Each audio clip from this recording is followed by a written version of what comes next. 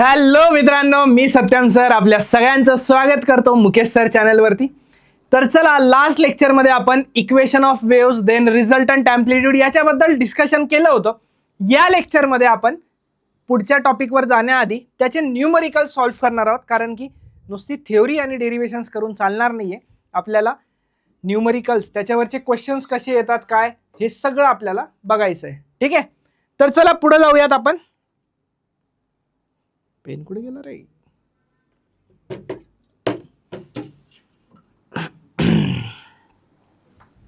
चलो स्टार्ट करूया आपण. बघा, आपण लास्ट लेक्चरमध्ये जे जे काही बघितलंय, होप्सू तुम्ही ते सगळं रिवाइज केलेलं असणार आहे. डेरिव्हेशन आपण पूर्ण लास्ट लेक्चरमध्ये एकदम डिटेलमध्ये बघितलं होतं. आता बघा, हा एक क्वेश्चन आहे. हा क्वेश्चन काय आहे? एक्झाम्पल नंबर 6.1 टेक्स्टबुक मधलाच क्वेश्चन आहे. The displacements of two sinusoidal waves propagating through a string are given by. म्हणजे दोन वेव्स आहेत. कोणत्या? दोन सायनोसॉइडल वेव्स. त्यांचं इक्वेशन दिलेलं आहे. काय इक्वेशन दिलंय बघा? y1 is equals to 4 sin 20x minus 30t आणि दुसऱ्या वेव्हचं इक्वेशन दिलेलं आहे y2 is equals to 4 sin 25x minus 40t. ठीक आहे, where x and y are in centimeter and t is in seconds. ठीक आहे, कॅल्क्युलेट. काय काय कॅल्क्युलेट करायचंय? Calculate the phase difference between this two waves. Phase म्हणजे काय असतं माहिती आहे ना? फेज म्हणजे काय? फेज म्हणजे अँगल. फेज म्हणजे काय? फेज म्हणजे अँगल. तर त्या दोन्ही वेव्सचा x is equals to 5 centimetre आणि t is equals to 2 seconds अशा या x आणि टीच्या व्हॅल्यूज वरती त्या दोघांच्या अँगलचा डिफरन्स काढायचा आहे. बघा कसा. x ची व्हॅल्यू तर फिक्स आहे ना, बघा लक्ष द्या थोडंसं. 4 sin 20 इंटू एक्स म्हणजे किती आहे? 4 sin 20 इंटू एक्स म्हणजे 5 minus 30 into T. 30 into T म्हणजे 30 इंटू 2. क्लिअर? काहीच नाही केलं बघा. त्या एक्सची व्हॅल्यू याच्यात पुट केली दिलेल्या इक्वेशनमध्ये आणि टीची पण पुट केली. याच्यात पण तसंच करायचं, पण हे कॅल्क्युलेट करून घेऊ ना एकदा आधी. 4 sin 20 इंटू 5 100 मायनस 60 40. तर इथं येणार 4 sin 40. इथंही बघूयात, व्हॅल्यूज पुट करूया. 4 sin 25 इंटू एक्स म्हणजे 5 आणि मायनस 40 इंटू टी म्हणजे 2. तर 25 इंटू 5 किती? 125 मायनस 80. 125 मायनस 80 म्हणजे 45. आता हे दोन y1 आणि y2 ह्या टर्म्स आपल्याला मिळाल्या बघा. सगळ्यात पहिली गोष्ट फेज डिफरन्स कॅल्क्युलेट करायचा, नंतर तेव्हा मॅक्सिमम मिनिमम व्हॅल्यूज बघूया इंटेन्सिटीच्या नंतर. ठीक आहे, लक्ष द्या आता फक्त. तर कसं कसं कसं कसं कसं सांगतो, लक्ष द्या थोडंसं. अँगलचा डिफरन्स. फेज डिफरन्स म्हणजे काय? Difference of angle.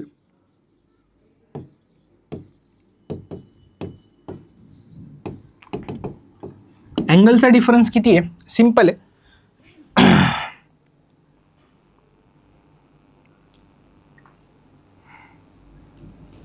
बघा, अँगल इथं किती आहे? 45 आणि इथं किती आहे? 40 आहे. अरे क्लिअर दिसतंय ना. अँगलचा डिफरन्स म्हणजे फेज डिफरन्स, डेल्टा फाय आपण त्याला म्हणतो. तर तो येणार 45 मायनस 40. अच्छा सर, आता याच्यातनं हे मायनस नाही करायचं का? अँगल आहे, ठीक आहे, आपल्याला त्याची व्हॅल्यूज सांगायची आहे, फक्त व्हॅल्यू सांगायची आहे. त्याच्या आपल्या प्लस मायनसची घेणं देणं नाही आहे. तर आपण हायर मायनस लोअर करू. तर हे हायर मायनस लोअर केल्यावरती हे येणार 5 आणि हे असतं आपला आन्सर. तर फेज डिफरन्स किती आला तुमचा? फेज डिफरन्स आला तुमचा 5. Next. When these two waves interfere, what are the maximum and minimum values of intensity? Maximum and minimum values of intensity याचा अर्थ काय? लक्ष द्या. याचा अर्थ मॅक्सिमम इंटेन्सिटी आणि मिनिमम इंटेन्सिटी. टेक्स्टबुकमध्ये इतक्या डिटेलमध्ये दिलं नाही आहे, कारण की टेक्स्टबुकमध्ये असं त्यांचं अझम्पशन असतं की 11च्या वेव्स चॅप्टरमध्ये, साऊंड चॅप्टरमध्ये आपण जे शिकलोय ते तुम्हाला माहिती असणार. पण डोंट वरी, आपल्याला माहिती आहे intensity is directly proportional to अँप्लिट्यूडचा स्क्वेअर. माहिती आहे आपल्याला, intensity is directly proportional to अँप्लिट्यूडचा स्क्वेअर. आता मॅक्सिमम इंटेन्सिटी पाहिजे आपल्याला. तर मॅक्सिमम इंटेन्सिटी म्हणजे काय मिळणार? मॅक्सिमम अँप्लिट्यूडचा स्क्वेअर. सिंपल. आणि मिनिमम इंटेन्सिटी म्हणजे जास्त गोष्टींना क्रिटिकल करण्याची गरज नाही आहे. मिनिमम म्हणजे मिनिमम ॲम्प्लिट्यूडचा स्क्वेअर, म्हणजेच काय, मिनिमम ॲम्प्लिट्यूडचा स्क्वेअर. क्लिअर आहे का? आता मला सांगा, हे दोन जे इक्वेशन दिलेले होते ना तुम्हाला, या दोन इक्वेशनमध्ये बघा, ही जी व्हॅल्यू आहे ना, याला तुम्ही A1 म्हणा, पहिल्या वेव्हचा ॲम्प्लिट्यूड, आणि याला तुम्ही A2 म्हणा. ठीक आहे, नो डाऊट.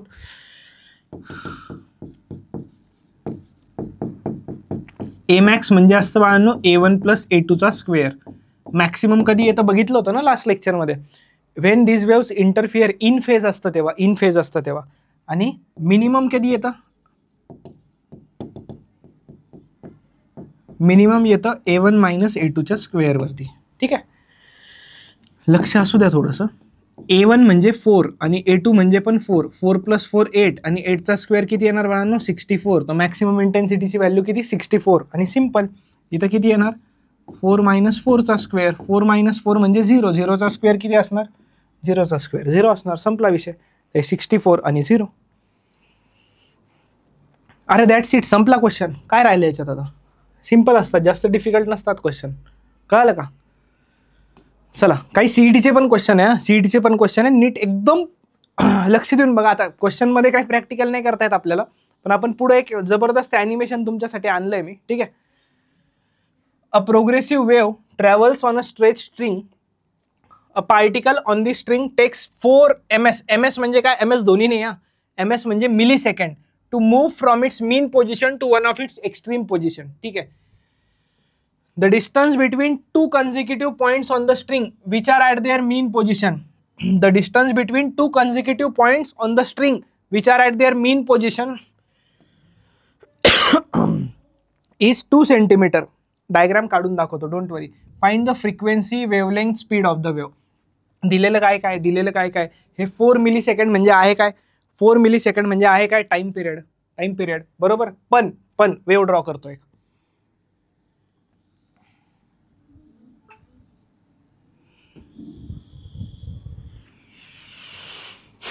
आता मला सांगा, progressive wave travels on a stretch string. A particle on the string takes 4 millisecond to move from its mean position to one of its extreme position. Mean position to one of its extreme position.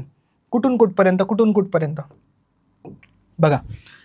मीन म्हणजे इथून समजा, इथून समजा, इथून extreme म्हणजे इतकं झालं ना.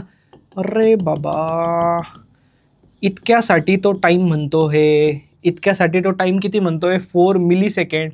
आता हे सगळ्यात आधी आहे ना, 4 ते 4 ms म्हणजे मिली सेकंड आहे. मिली म्हणजे किती असतं माहिती आहे ना, 10⁻³ सेकंड्स. ठीक आहे. तर हा टाईम किती आहे, हा टाईम आहे 4 × 10⁻³ सेकंड्स. किती आहे, 4 × 10⁻³ सेकंड्स. क्लिअर नाही इथपर्यंत? याला आपण टाईम पिरियड म्हणत नाही. पहिली गोष्ट, याला आपण वेव्हचा टाईम पिरियड म्हणत नाही. वेव्हचा टाईम पिरियड इतका पूर्ण घ्यावा लागतो आपल्याला, पूर्ण. तर मला सांगा, हा तर त्याचा 1/4 पार्ट झाला ना. तर याला 4 millisecond, 4 millisecond, 4 millisecond, 4 millisecond, total किती झाला, 16 मिलीसेकंड.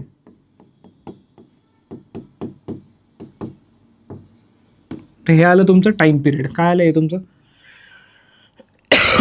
Time period. याचा काय फायदा सर? याचा फायदा फ्रिक्वेन्सीसाठी होणार, माहिती असेल जे पहिल्यापासून लेक्चर करतायत. चला, distance between 2 consecutive points on the string which are at there mean position. Distance between two consecutive points.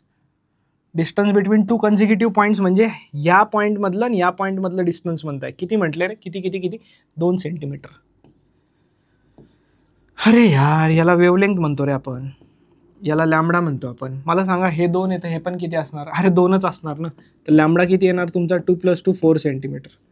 किती येणार, 2 + 2 4 सेंटीमीटर. अरे हे संपलं, हे संपलं. आता स्पीड काढायची. स्पीड म्हणजे काय, व्ही कॅल्क्युलेट करायचं आहे. व्ही कसा कॅल्क्युलेट होणार, व्ही = n लॅम्बडानी कॅल्क्युलेट होणार. लक्ष द्या, फ्रिक्वेन्सी कशी निघणार. आधी सगळ्यात फ्रिक्वेन्सी काढायला 1/, टाइम पिरियड करावं लागेल आपल्याला, बरोबर. तर याला सॉल्व्ह करूयात. Frequency = 1/, time period. 1 / 16 × 10⁻³ हे सेकंडमध्ये होतं, म्हणून हे वरती जर गेलं तर हे झालं 10⁻³ / 16. 10⁻³ / 16 म्हणजे किती झालंय, 1000 / 16. सिम्पल. 16चा टेबल येत असणार. 16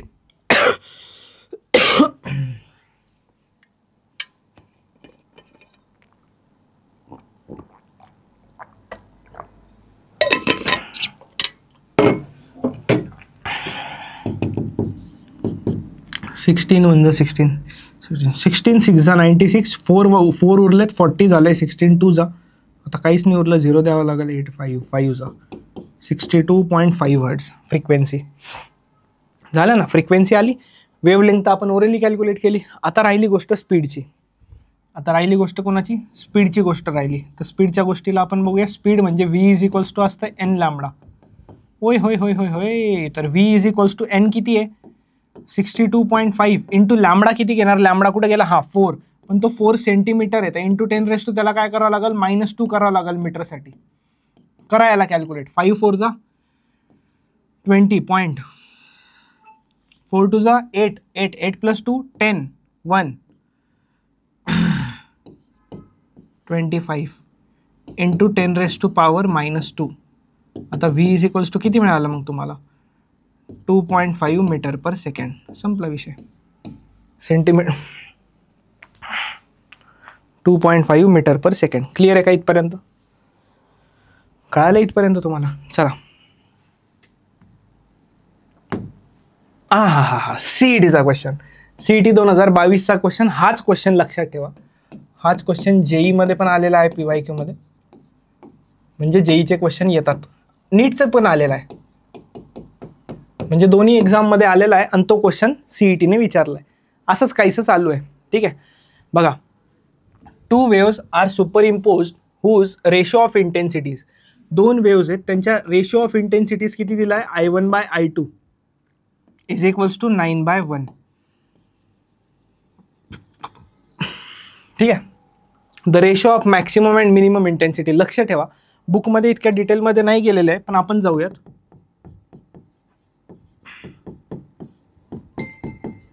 मॅक्सिमम आणि मिनिमम इंटेन्सिटीचा रेशो विचारलाय. आता एमॅक्स आणि एमिन पर्यंत बघितलं होतं आपण.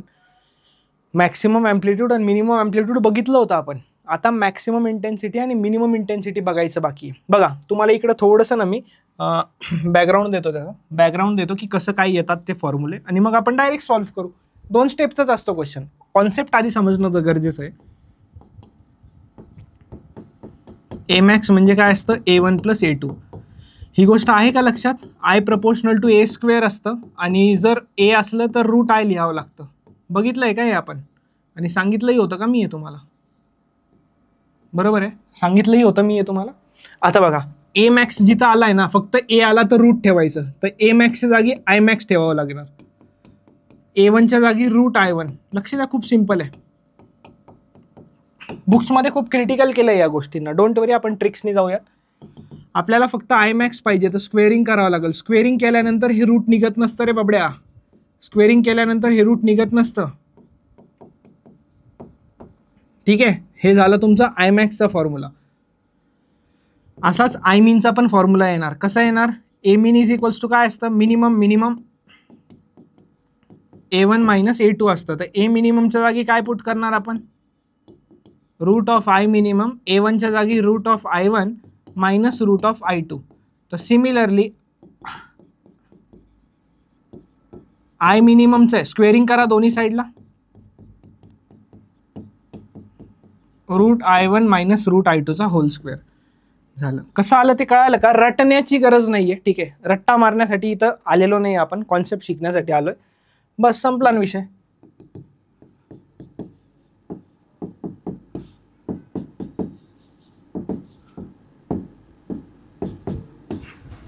I max म्हणजे √I1 + I2. I1 ला √9 लिहा आणि I2 ला √1 लिहा. याचा स्क्वेअर डिवायडेड बाय I मिनिममला √9 लिहा -√1 चा स्क्वेअर लिहा. √9 म्हणजे किती?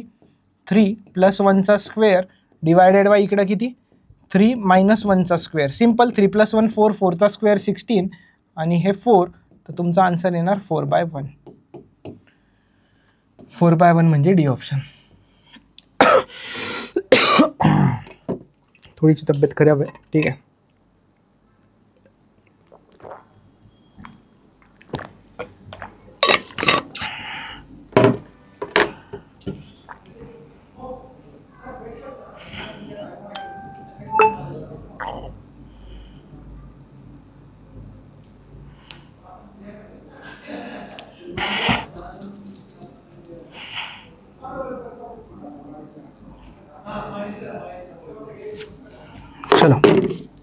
Next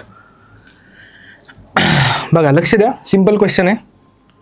when two progressive waves y1 is equals to 4 sine, थोडीशी प्रिंटिंग मिस्टेक वाटते मला, y1 is equals to 4 sine 2x minus 60 आणि y2 चे बघा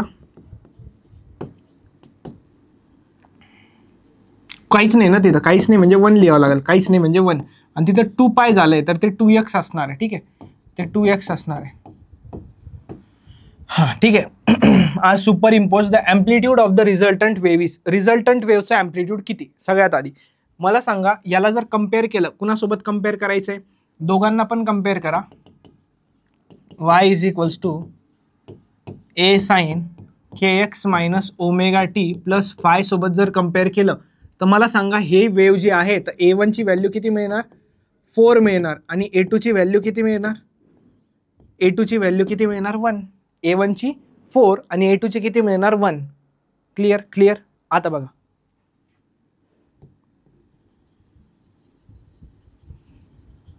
लक्ष द्या, रिझल्टंट एम्प्लिट्यूडचा काय फॉर्म्युला होता? A resultant is equals to under route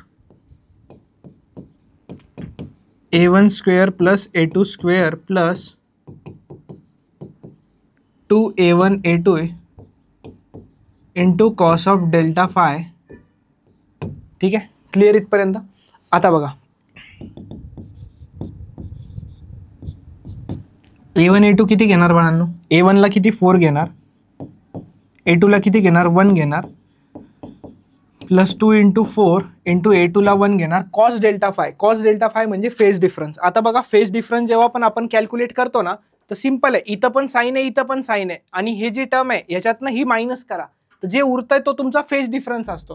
तर आता इथं किती उरतंय? याच्यातनं हे मायनस केल्यावरती फक्त π/2 उरतंय. किती उरतंय? फक्त π/2 उरतंय. फक्त π/2 उरतंय म्हणजे हा काय झाला तुमचा? हा झाला तुमचा फेज डिफरन्स. कॉस π/2 90 डिग्रीची व्हॅल्यू किती असते? 0. हर संपला, संपला क्वेश्चन, संपला. 4 स्क्वेअर म्हणजे 16, आणि 16 प्लस 1, 16 प्लस 1 किती येणार? रूट 17. रूट 17 म्हणजे डी ऑप्शन. रूट 17 म्हणजे डी ऑप्शन. क्लिअर आहे का इथपर्यंत?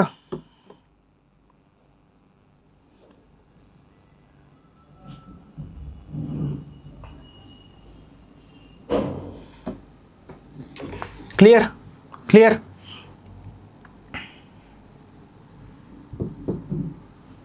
चला, नेक्स्ट क्वेश्चन बघा, काय म्हटलंय नेक्स्ट क्वेश्चन मध्ये? Two waves having equations x1 is equals to a sine omega t plus phi. ठीक आहे, दोन वेव्स आहेत, x1 is equals to a sine omega t plus phi 1 आणि x2 is equals to a sine omega t plus phi 2. Superimpose. It is found that frequency and amplitude of resultant wave, म्हणजे यांचं super impose झाल्यावरती एक resultant wave मिळणार आहे.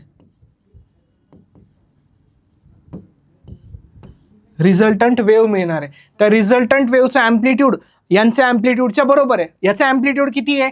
ए आहे, आणि याचं पण किती आहे? ए. फेज डिफरन्स किती आहे विचारलंय. रिझल्टंट एम्प्लिट्यूडचा फॉर्म्युला काय असतो? आहे ना लक्षात? Under root a1 square plus a2 square plus 2a1 a2 into cos of delta phi. आता काय विचारलंय तुम्हाला इथं? फेज डिफरन्स विचारलाय, म्हणजे डेल्टा फाय विचारलाय. लक्ष द्या थोडंसं, ह्या लेक्चरमध्ये क्वेश्चन्स सुरू आहेत आपले, तर थोडं फोकस इकडे असू द्या. रिझल्टंट वेव्हचं जे एम्प्लिट्यूड आहे ना, ए रिझल्टंट, ते या दोघांच्या बरोबर आहे, म्हणजे स्मॉल एच्या बरोबर आहे. कारण की दोन्ही वेव्सचा एम्प्लिट्यूड किती आहे? स्मॉल ए. दोन्ही वेव्सचा एम्प्लिट्यूड किती? स्मॉल ए. पुट करा. a1 म्हणजे स्मॉल ए स्क्वेअर प्लस a2 म्हणजे small A square plus 2 into A into A into cos of delta phi. आता काय माहिती का, इथनं काय कॅल्क्युलेशन करायचं आहे तुम्हाला? सिम्पली तुम्हाला डेल्टा फायचं कॅल्क्युलेशन करायचं आहे. ठीक आहे, बघूयात कसं कॅल्क्युलेशन होतं डेल्टा फायचं. लक्ष द्या, स्क्वेअरिंग करून टाका दोन्ही साईडला. तर इकडं होऊन जाणार ए स्क्वेअर, स्क्वेअरिंग केलं तर इकडं काय होणार? ए स्क्वेअर प्लस ए स्क्वेअर.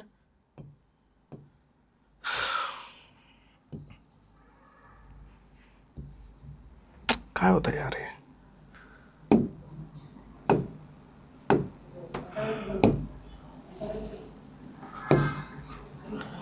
ठीक आहे, हां, ए स्क्वेअर प्लस ए स्क्वेअर 2a स्क्वेअर प्लस इथं काय आहे 2 तसंच आहे 2 into A square into cos of delta phi.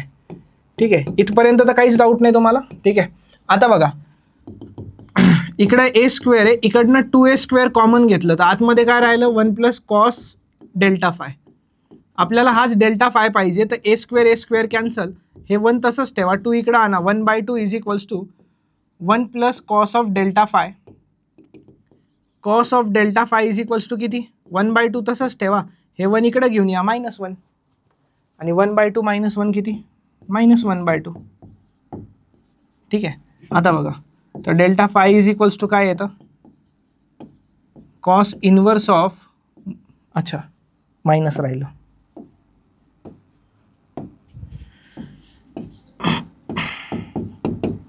Cos inverse of -0.5. अरे नाही, हां, कॉस इनवर्स ऑफ -0.5.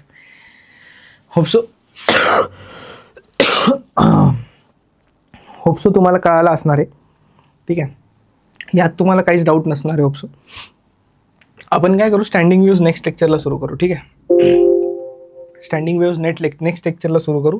स्टँडिंग वेव्सचं बस एक आयडिया देतो. एक जबरदस्त असे ॲनिमेशन्स तुम्हाला स्टँडिंग वेव्हसाठी आणून ठेवलेत बघा, एकदम जबरदस्त standing waves, open end, close end, सगळ्या गोष्टींसाठी इथं तुम्हाला ॲनिमेशन आणून ठेवलेत. तर हे ॲनिमेशन्सला आपण डिटेलमध्ये नेक्स्ट लेक्चरमध्ये डिस्कस करूया. ठीक आहे, so don't worry about that. तर चला, मी सत्यम भंडारी इथंच थांबतो. होप्सो तुम्हाला सगळे ते 2 सॉल्व्ह आणि हे 3 MCQ सगळे डिटेलमध्ये सॉल्व्ह केले, हे कळाले असणार तुम्हाला. तर ठीक आहे, व्हिडिओ कसा वाटला लाईक करा, व्हिडिओला शेअर करा आणि कमेंटही करा की कसा वाटतोय तुम्हाला. तर चला मित्रांनो, आपण इथंच थांबूया. Bye bye, take care.